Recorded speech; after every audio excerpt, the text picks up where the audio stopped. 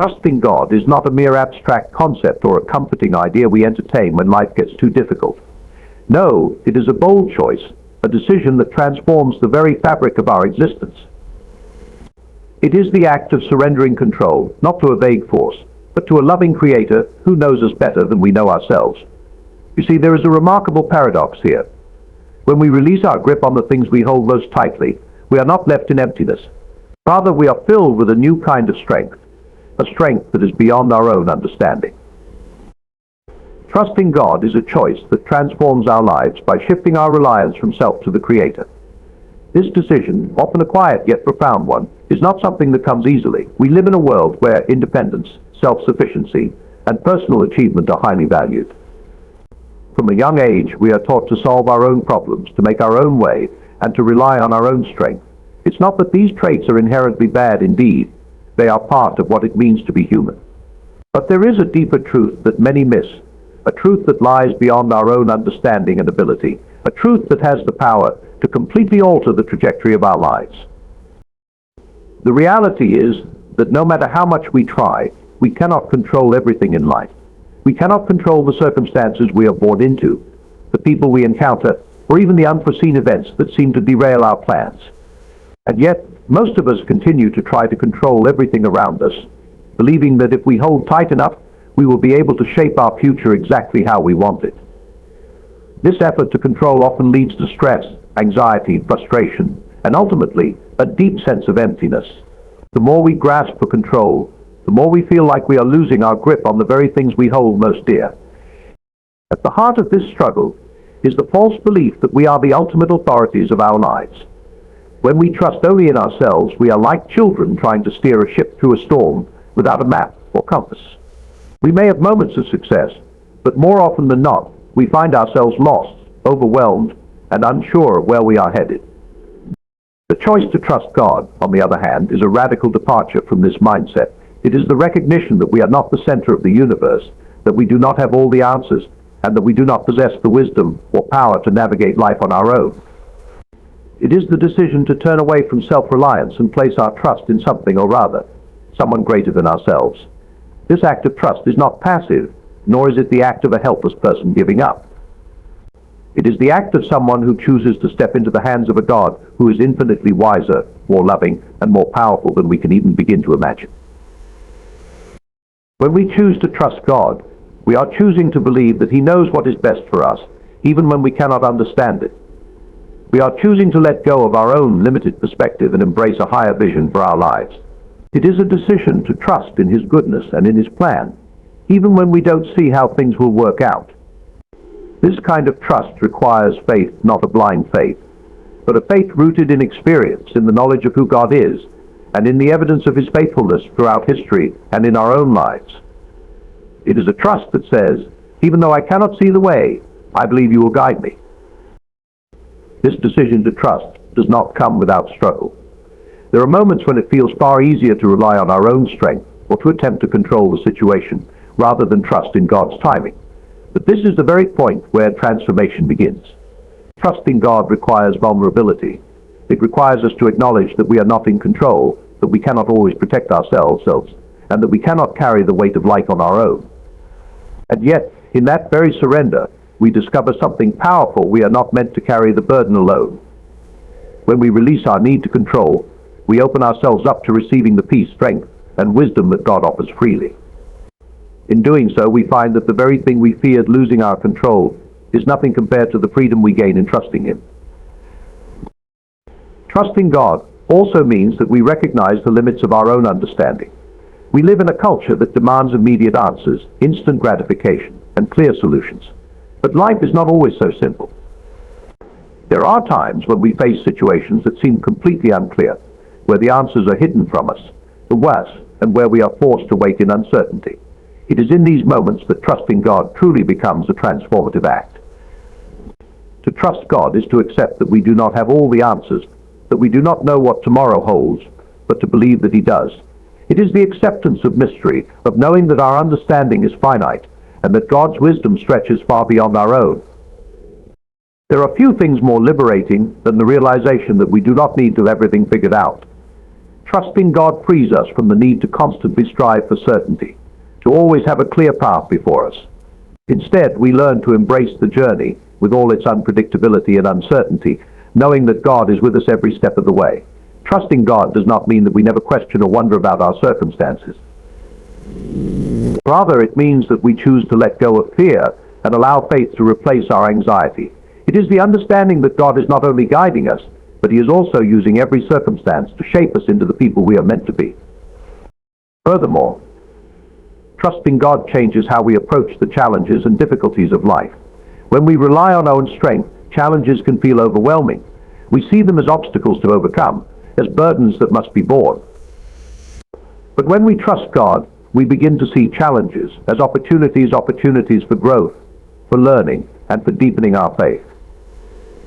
Rather than facing these difficulties in isolation, we are invited to face them with the assurance that God is walking with us, providing strength, wisdom, and comfort along the way. In this way, our perspective on life shifts dramatically. We stop seeing ourselves as victims of circumstance and start seeing ourselves as people being shaped by God for something greater. The transformation that comes from trusting God is not simply a change in attitude, it is a change in our very being. It affects the way we view ourselves, others, and the world around us. When we trust God, we are able to rest in His love and care for us. We no longer feel the need to prove ourselves to others or to perform for approval. We know that our worth is not based on our accomplishments or our ability to control outcomes, but on the fact that we are deeply loved by the Creator of the universe. In this trust, we also begin to see others differently. We no longer view them as threats to our success or source of competition. Instead, we view them through the lens of grace, knowing that they too are on a journey of growth and transformation. This deeper understanding of God's love for us and others leads to greater compassion, empathy, and patience in our relationships. We are less likely to judge or criticize because we recognize that we too are in need of God's grace. Finally, trusting God has the power to change not only our hearts but our very lives. It shifts the way we make decisions, the way we interact with others, and the way we navigate challenges.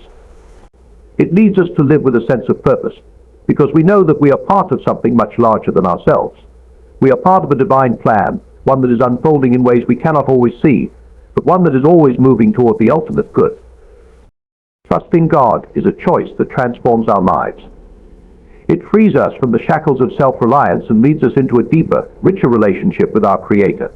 It enables us to face life's challenges with courage and confidence, knowing that we are not walking alone. It invites us to live with a sense of peace and purpose, trusting that God is at work in every moment, guiding us toward the life we were always meant to live. True transformation occurs when we walk by faith, even when the path is unclear. This is one of the most profound aspects of trusting God, yet it is often one of the hardest to embrace. Our natural inclination is to seek clarity and control over our lives. We want to know where we are headed, how long it will take to get there, and what challenges lie ahead. We feel comforted by certainty and fear uncertainty. But the life of faith challenges these inclinations, inviting us to trust in something far greater than our own ability to map out the future. The path of faith is rarely a straight line. It is more like a winding journey filled with detours, obstacles, and moments of confusion. We may feel like we are stumbling in the dark, unsure of which direction to take. And yet, it is precisely in these moments that faith has the potential to transform us. Walking by faith means moving forward even when we cannot see the way. It means choosing to believe that God is guiding us, even when the path ahead appears unclear or difficult. It is a decision to trust not in our own vision, but in God's larger plan for our lives. When we walk by faith, we learn to let go of the need for immediate answers. We begin to accept that there are seasons in life when we must wait, when the answers do not come as quickly as we would like. These periods of waiting can feel like a loss of control, but in reality, they are moments of profound growth. Trusting God during these times deepens our reliance on Him and teaches us to rest in His timing. It allows us to discover a peace that does not depend on having all the details figured out. We realize that even in uncertainty, we are not alone. This process of walking by faith also calls us to surrender our own agendas and plans. Our minds are often preoccupied with what we want to happen and when we want it to happen. We create timelines, set goals, and imagine the steps we must take to achieve success.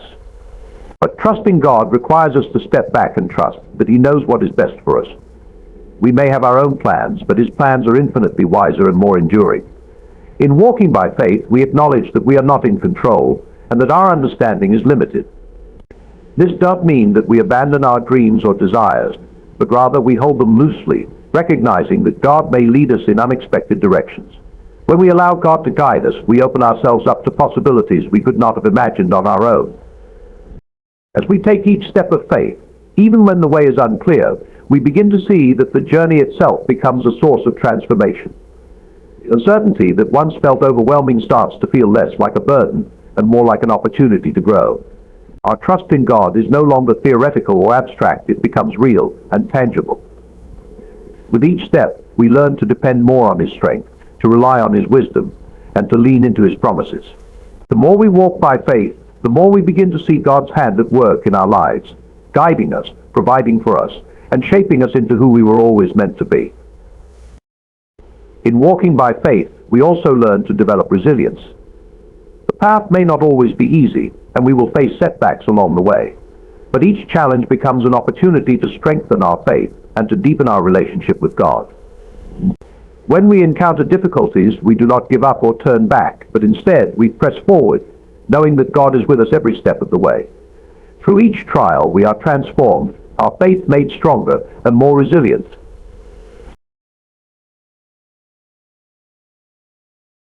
There is a peculiar quality to the human experience, a restless drive that constantly seeks something beyond the ordinary. It is a yearning for something deeper, something more powerful, something that transcends the limits of what we know and experience. This desire to reach beyond the boundaries of the natural world, to grasp at something unseen and perhaps unknowable, is not inherently bad. It can be a force for growth, for curiosity, and for the expansion of the human spirit. Yet there exists a darker side to this urge, one that leads some individuals into dangerous and uncharted territories. It is the pursuit of power, knowledge, or understanding in places that others may avoid, a drive to manipulate or control forces that should not be tampered with. This desire to push beyond the ordinary often manifests in a thirst for control and influence over the world around us, a yearning to bend nature and reality to our will. In its most innocent form, this urge appears as a fascination with the unknown, an intellectual curiosity that seeks to understand the world and its mysteries. It may begin with questions, with the desire to explore the limits of human knowledge, to understand the forces that shape our lives and our surroundings. There is nothing wrong with asking questions, with seeking deeper meaning and understanding. It is this very curiosity that has driven humanity to make great strides in science, art, and philosophy. However, there is a threshold where this curiosity begins to cross into something darker, a pursuit not of understanding but of control. It is at this point that the desire to push beyond the ordinary becomes dangerous. Desire to transcend the natural world, to wield power over forces that cannot be understood or controlled, is often masked by a sense of nobility or a search for enlightenment. People who seek power in this way may frame their desires as a quest for knowledge, wisdom, or even the greater good. They may tell themselves and others that they are simply seeking to tap into a higher level of understanding or to access a deeper form of truth. But beneath these noble-sounding ideals lies a much more insidious impulse, a desire to dominate, to possess, to control. This kind of thinking often leads individuals down a dangerous path, where their pursuit of the extraordinary can become an obsession, a compulsion that drives them further away from the natural world and the people around them. At the heart of this drive to push beyond the ordinary is the belief that the world is not enough, that the boundaries of the human experience are too limiting, and that something more must be sought. This feeling often comes from a deep sense of dissatisfaction with the ordinary, with the life that is readily available to us. There is a temptation to see the natural world and the limitations that come with it as something to be transcended or escaped. It is a desire to rise above the constraints of the body, the mind, and the everyday struggles of life, to enter a realm where one can exert greater influence or control. This temptation to push beyond the ordinary is often tied to a fear of vulnerability, a desire to escape from the limitations of mortality, and an attempt to find a more permanent or secure place in the world. The problem, however, arises when this pursuit becomes an obsession, when the longing for transcendence turns into a compulsion to achieve something beyond the natural order. People who seek power in this way often begin to disregard the consequences of their actions. They may become fixated on gaining control over forces that are far greater than themselves, such as the forces of nature, the human mind, or even the very fabric of existence. This pursuit of power is dangerous, not just because it leads to the misuse of knowledge, but because it often leads individuals to disregard the well-being of others in the process. The drive to push beyond the ordinary can lead one to sacrifice relationships, integrity, and moral clarity in order to gain the power or knowledge they crave. This drive to push beyond the natural world also often leads to a sense of isolation. Those who are consumed by the desire for power and transcendence may find themselves increasingly distanced from those around them.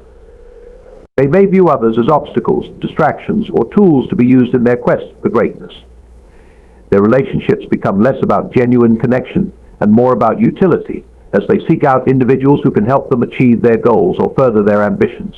This isolation deepens as their obsession grows, and soon they find themselves surrounded by people who either worship them, or fear them, but never truly understand them. They become trapped in a cycle of their own making, where the drive to transcend the ordinary only serves to push them further away from the world they are trying to dominate. The temptation to push beyond the ordinary also brings with it the risk of losing sight of the things that truly matter. In the pursuit of power, individuals often forsake the simple joys of life, the beauty of nature, the warmth of human connection, and the satisfaction of living in harmony with the world around us. Instead, they focus solely on the accumulation of knowledge, power, or influence, believing that these things will grant them the fulfillment they seek. However, true fulfillment does not come from control or domination. It comes from balance, from accepting the limits of the human experience and learning to live within them, rather than trying to transcend them. The pursuit of transcendence, if taken too far, can lead to a deep sense of emptiness, as the individual realizes that the power they sought has not brought them the peace or contentment they had hoped for. It is important to remember that the natural world is not something to be escaped from or transcended. It is not a realm to be conquered, but a place to be respected and understood. The desire to push beyond the ordinary can be a powerful force for good when it leads to growth, exploration, and a deeper understanding of the world. But when it becomes a compulsion to control or manipulate, it leads only to destruction. The key to navigating this urge is to recognize the difference between a healthy pursuit of knowledge and a dangerous obsession with power. True wisdom lies not in transcending the natural world, but in accepting its limits and learning to live in harmony with them. There is a peculiar power that some people hold, one that often goes unnoticed at first, yet can have a profound impact on those around them.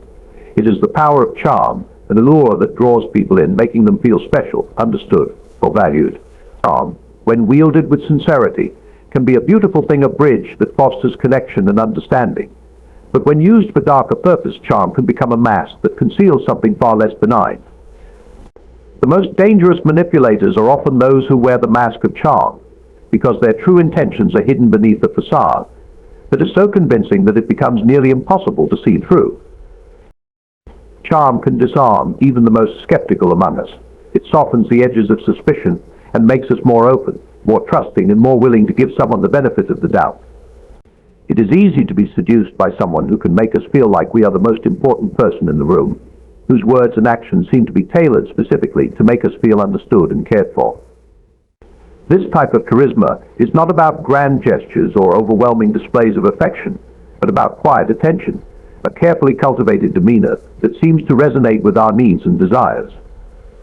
In its most effective form, charm becomes almost invisible, slipping into our consciousness without us ever realizing we are being influenced. The danger of charm, however, is that it often conceals what lies beneath it. The person who is charming may not have our best interests at heart. They may not be as genuine as they appear. Instead, charm is being used as a tool and instrument of control, a way to gain trust and access to the very core of our emotions. When someone uses charm for manipulation, they are not concerned with creating authentic connections or fostering mutual understanding. Their goal is much more self-serving. They want something from us: our time, our loyalty, our resources, or perhaps even our compliance. By making us feel valued and cared for, they lower our defenses, making us more susceptible to their true intentions. One of the most insidious aspects of this type of manipulation is that it often happens gradually. At first, the person's charm seems harmless, even endearing, They may offer compliments, show interest in our lives, or make us feel as though they truly understand us. We might start to trust them, to believe that they have our best interests at heart. But over time, we begin to notice that their attention is always focused on us in a way that feels almost consuming, as if they are pulling us into their orbit. The more they charm us, the more we find ourselves making compromises, accepting things we wouldn't normally tolerate, or doing things that we wouldn't do for anyone else. This manipulation becomes particularly dangerous when we begin to rely on the charm of the other person to meet our emotional needs. The manipulator knows how to speak to our vulnerabilities, to make us feel important, understood, and seen. But in doing so, they are also feeding our dependence on them, drawing us further into their sphere of influence. The longer this cycle continues, the more difficult it becomes to break free. Our judgment becomes clouded by the warmth of their charm, and we are left wondering whether we are acting out of our own desires or out of a need to keep the relationship intact, to maintain the illusion of care and affection that the manipulator has so expertly created. Charm, in its most destructive form, operates like a drug. At first it is intoxicating, but over time it takes more and more to keep us engaged, to keep us coming back for more. It gradually wears away at our sense of self, making us question our own instincts and judgment. The charming manipulator may seem like a friend, a confidant, or a lover, but the longer we are under their spell, the more we realize that their interest in us is not about genuine connection. It is about control. They want to keep us close, to hold our attention, and to ensure that we are always looking to them for validation, affection, or approval. The truly dangerous aspect of charm used for manipulation is that it is often not immediately recognized for what it is. We are social creatures wired to respond to warmth, kindness, and attention. When someone presents themselves in this way, it can feel almost natural to reciprocate and trust them. It is only when we take a step back, when we pause to reflect on the nature of the relationship, that we may begin to notice the subtle ways in which we are being controlled. We may realize that we are constantly being pulled into their web, that our decisions and actions are being shaped by their influence, and that we have lost the sense of independence and clarity that we once had. Charm, when used as a tool for manipulation, is not just about superficial flattery or attention. It is a means of creating a deep emotional bond, one that is hard to break. It is designed to make us feel good, to make us feel like we are worthy, but it does so in a way that ultimately serves the manipulator's agenda. The longer we are under the spell of their charm, the harder it becomes to see the truth, to recognize that we are being used, that the warmth we feel is only a means to an end. The key to protecting ourselves from this kind of manipulation is to learn to see beyond the surface, to recognize that charm can be a mask for something much darker. We must remain aware of how people make us feel, not just in the moment, but in the long term. Does this relationship help us grow? Does it make us feel stronger, more confident, and more aligned with who we truly are? Or does it cause us to question ourselves, to doubt our judgment, to rely on someone else for validation? The more we can understand the true nature of a relationship, the better we will be able to see through the charm and understand the true motivations behind it. Only then can we protect ourselves from the subtle influence that comes disguised as care and affection.